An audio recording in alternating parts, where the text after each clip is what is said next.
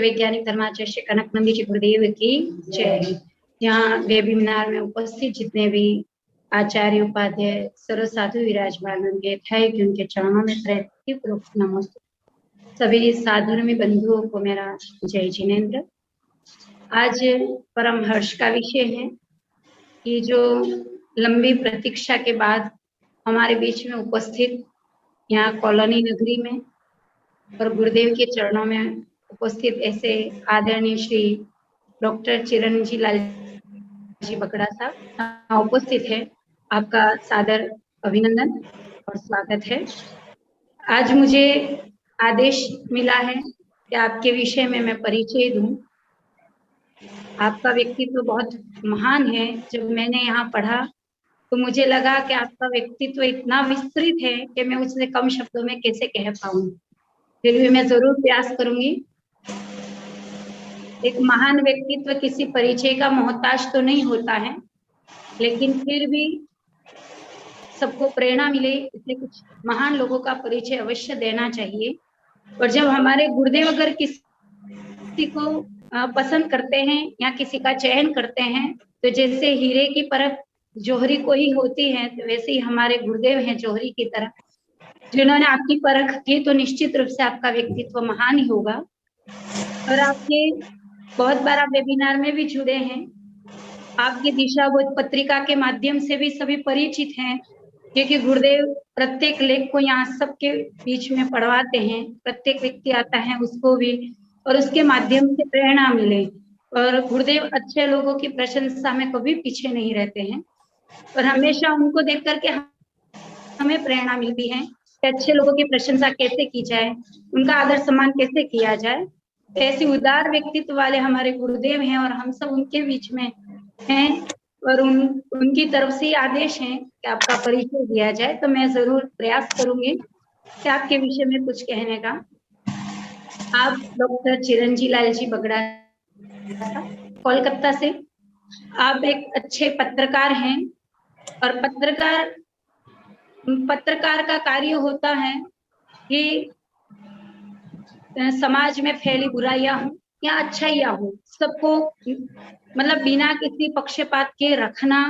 और कई प्रकार की समस्याएं भी आती हैं, लेकिन उसको सटीक रूप से रखना सबके सामने ये बहुत बड़ा साहस चाहिए।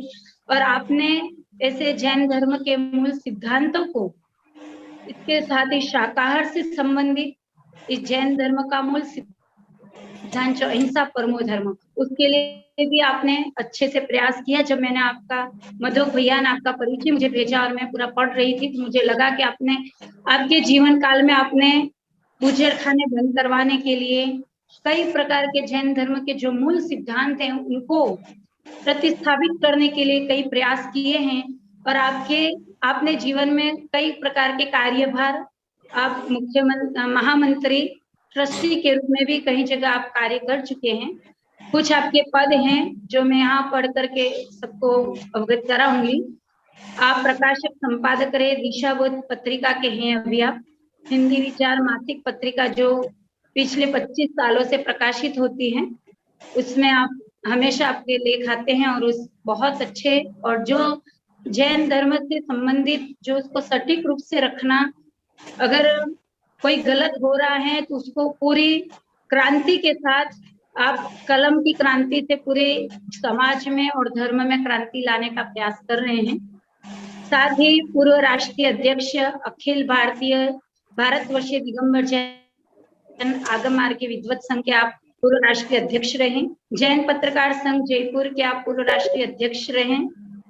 इसके अलावा जैन पत्रकार महासंघ जयपुर में राष्ट्रीय सलाहकार, इंडियन फेडरेशन ऑफ अहिंसा ऑर्गेनाइजेशन कोलकाता के आप राष्ट्रीय महामंत्री, एनिमल राइट्स इंटरनेशनल नई दिल्ली के आप पूर्व मैनेजिंग ट्रस्टी, भारतीय गोवंश संरक्षण एवं संवर्धन प्रतिष्ठान के आप पूर्व मैनेजिंग ट्रस्टी रहे हैं। भारत सरकार 10वीं पंचवर्षीय योजना नई दिल्ली ग्रामीण बूचड़खाने की योजना को निरस्त करने के लिए आप पूर्व सदस्य भी रह चुके हैं और उसमें आपने बहुत अच्छा कार्य किया है। आपने आपकी कलम के माध्यम से, लेख के माध्यम से अपने बूचड़खाने बंद करवाने के लिए और निर्दोष प्राणियों की हत्या न हो इसके लिए आपने बहुत पुण्य का कार्य किया है और ये बहुत प्रेरणास्पद है हमारे सबके लिए। इसके अलावा world vegetarian council Chennai, world vegetarian council में आप कार्यकारिणी सदस्य, इंडियन वेजिटेरियन कांग्रेस पूर्वांचल के पूर्व अध्यक्ष, अहिंसा रिसर्च फाउंडेशन चेन्नई के आप पूर्व प्रांतीय अध्यक्ष रहे हैं। इसके अलावा भी आपके पास बहुत सारे पद हैं और आपने अच्छे बड़े बड़े पदों पर आपने कार्य भी किया है।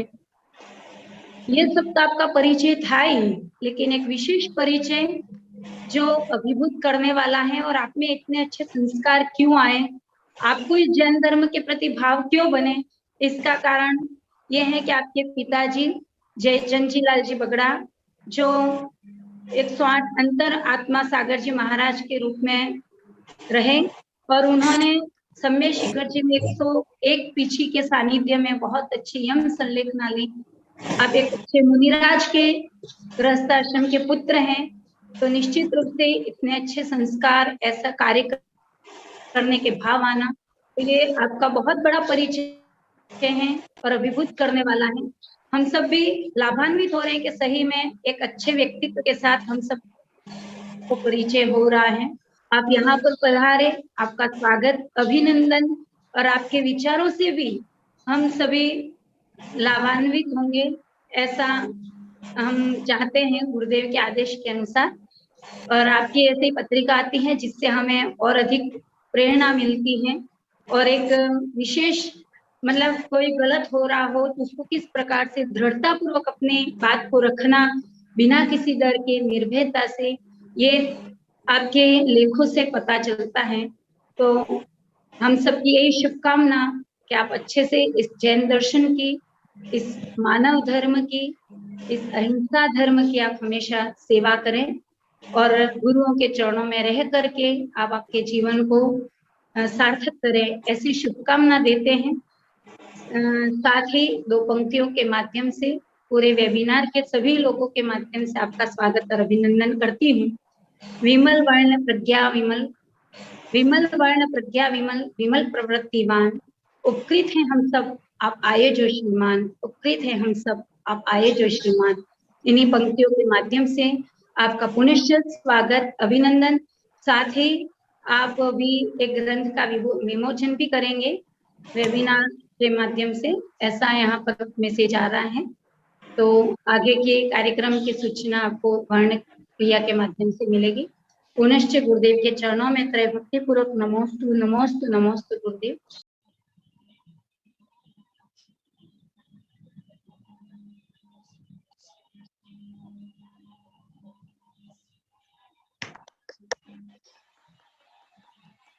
ताली बजा करके अभिनंदन करें।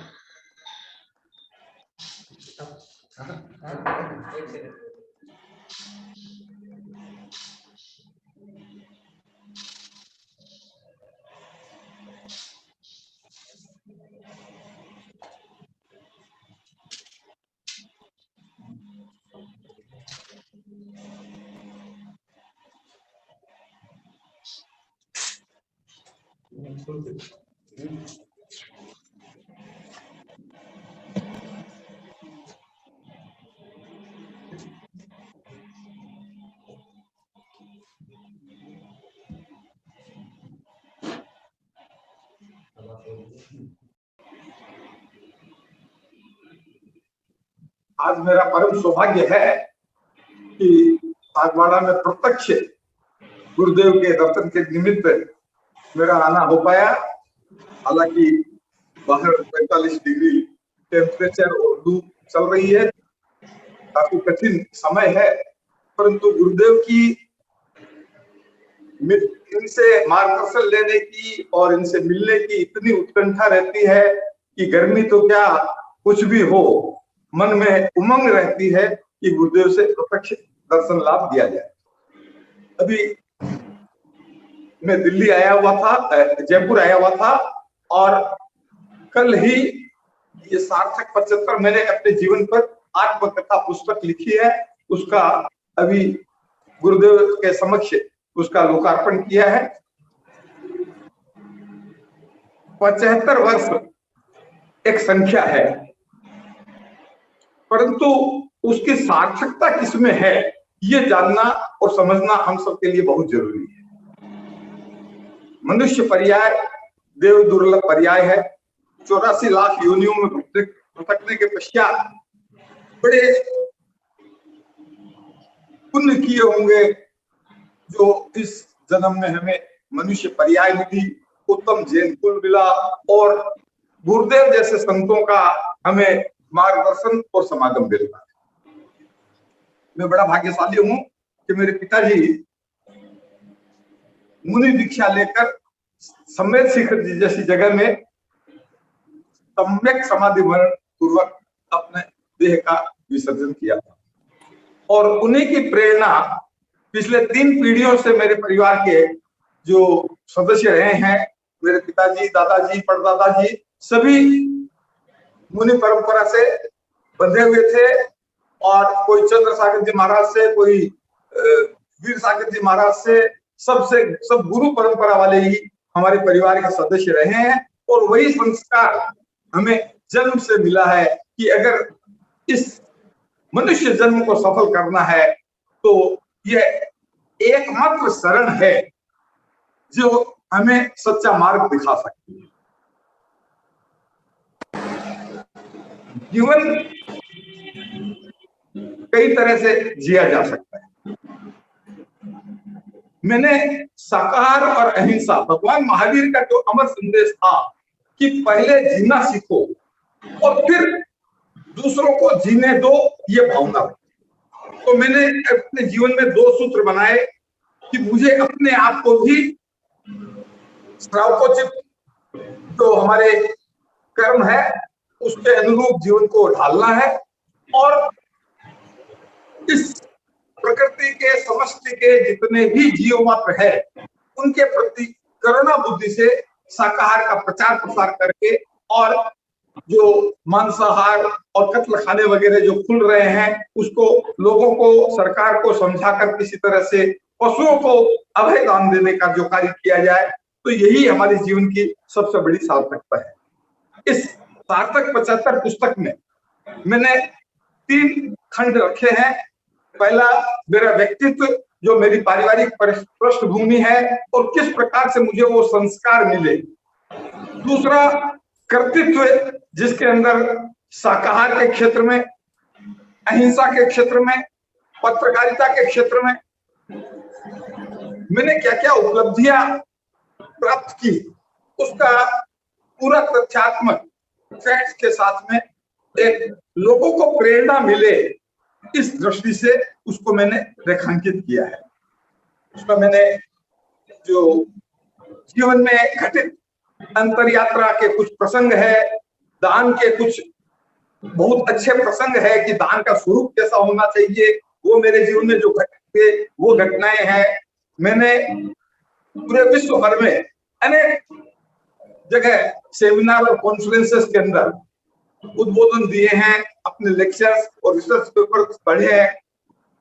उसके अंदर भी जो मुख्य बिंदु रहे हैं, कहां पर क्या हुआ, एक बताऊं, विश्व शाकाहार सम्मेलन कनाडा के अंदर हो रहा था। 146 देशों के प्रतिनिधि उसके अंदर अपने व्यक्तित्व और रिसर्च पेपर पढ़ रहे। वहां पर 146 देशों के 350 लेक्चर्स को सुनने के बाद में सिर्फ 2 लेक्चर्स को सेलेक्ट किया गया। एक मेरा था और एक दूसरे बंधु का था, जिनको पूरे इंटरव्यू के लिए और वो 1 घंटे का विशेष इंटरव्यू उनका किया गया और कनाडा में 1 साल तक वेबिनार के माध्यम से मेरे लेक्चर चलते रहे। मैं बहुत अच्छा वक्ता नहीं हूं, परंतु विषय की गहराई तक उसकी एनालिसिस करना और उसकी सही मीमांसा करना, ये मेरा अपना एक विशेष शौक रहा है। और उसी दिशा में मैंने जो प्रयोग किए वो सारे संदर्भों के साथ और चित्रों के साथ इस पुस्तक के अंदर मैंने समाहित किए हैं। पूज्य गुरुदेव का पिताजी के समय से संपर्क बना हुआ है। पिताजी ने एक पुस्तक लिखी थी, मेरे सोपान, और गुरुदेव ने ही उनको मार्गदर्शन देके उस पुस्तक को परिमार्जित करके और उसको लिखने की एक दिशा में आगे बढ़ाया था। उसके बाद में उन्होंने दीक्षा ली और पिछले 30 वर्षों से गुरुदेव से बराबर हमारा संपर्क बना हुआ है। उनकी विशेष अनुकंपा और आशीर्वाद हम पर बना हुआ है। ये इसी प्रकार आगे जीवन भर बना रहे, हमारे आत्म कल्याण के लिए गुरुदेव निमित्त बने। इन शुभ भावनाओं के साथ मैं अपनी वाणी को विराम देता हूँ। पूज्य गुरुदेव को सत सत नमन।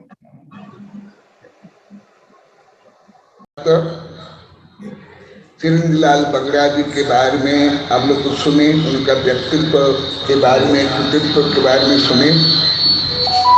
मैं इनको लगभग 34-35 वर्ष से जानता हूँ, आरा बिहार से।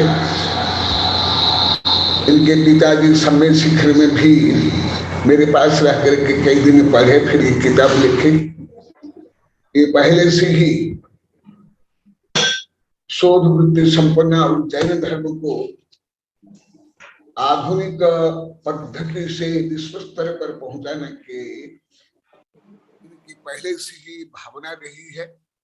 इसलिए आरा में बहुत दिन ये रहे थे और मुझे बोले, गुरुदेव मैं फिल्म के माध्यम से जैन धर्म का प्रचार करना चाहता हूँ, आप मुझे मार्गदर्शन दीजिए। तो उन्हें मैं मार्गदर्शन दिया था, भगवान ऋषभदेव के बारे में आप फिल्म बनाना। और इनकी भावना के कारण फिर मैंने 1-2 वर्ष के बाद योग निर्माता ऋषभदेव किताब का संकलन किया था, जो अभी बहुत महीना से चला।